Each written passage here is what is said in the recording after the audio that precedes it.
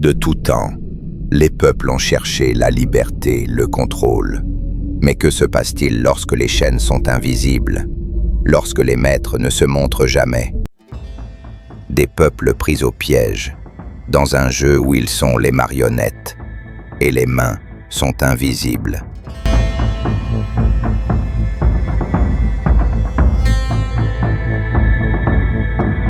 Le piège silencieux, chronique des peuples en captivité, une série à découvrir sur la chaîne Le Souligneur.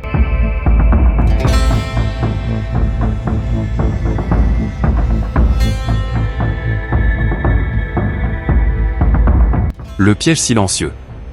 Épisode 1, les origines du piège, pouvoir ancien et contrôle des masses. Cet épisode d'ouverture posera les bases historiques du concept de mains invisibles. Il explorera comment, dès les premières civilisations, des minorités ont exercé un contrôle sur les populations, en utilisant des outils comme la religion, l'organisation sociale et la force, souvent de manière moins visible que la tyrannie pure et simple.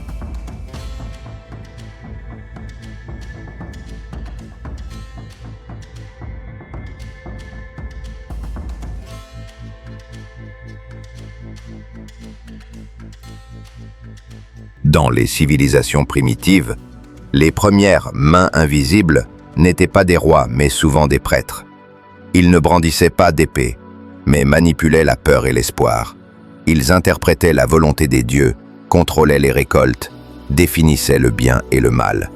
Le pouvoir n'était pas un trône, mais un murmure divin, capable de soulever les masses ou de les tenir en respect. En Mésopotamie, les prêtres rois assuraient l'ordre cosmique. En Égypte, Pharaon était un dieu vivant. Leur légitimité venait du ciel, inattaquable.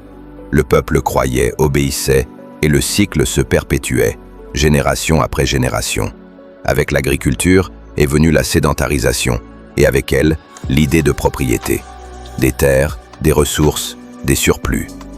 Rapidement, certains en eurent plus que d'autres. Non pas toujours par la force brute, mais par l'intelligence, la ruse ou simplement la naissance. Ces minorités se sont établies comme l'élite. À Sumer, les temples contrôlaient la terre et le travail. À Rome, la distinction entre patriciens et plébéiens dictait la vie. Ces élites ne brandissaient pas toujours le fouet. Elles bâtissaient des lois, des coutumes et des récits qui justifiaient leur position. Le piège social était en place. Chacun avait sa place et la mobilité était rare. Et quand la foi ou la tradition ne suffisait plus, la force brute était toujours présente, mais souvent en arrière-plan. L'armée, la police, les scribes royaux, ces outils de l'État ne servaient pas qu'à la conquête. Ils étaient les garants invisibles de l'ordre interne, assurant que les impôts soient payés, que les lois soient respectées, et que toute dissidence soit étouffée dans l'œuf. La peur du châtiment, la promesse de la stabilité, la notion d'une autorité supérieure, tout cela contribuait à la docilité des masses.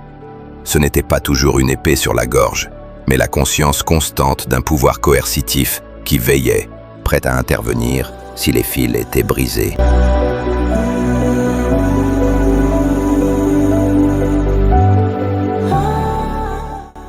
De ces racines antiques, les mécanismes du piège silencieux n'ont cessé d'évoluer. Les dieux sont devenus des idéologies, les prêtres des experts, les élites foncières des conglomérats financiers.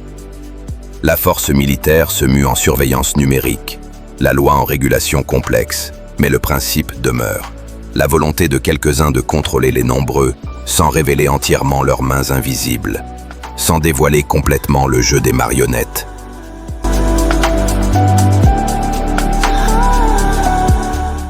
Comment ces schémas anciens se sont-ils transformés avec l'âge de la découverte et de l'exploitation? Comment les puissances ont-elles justifié la domination de continents entiers? Dans notre prochain épisode, nous explorerons l'ère des conquêtes, la colonisation et ses héritages invisibles.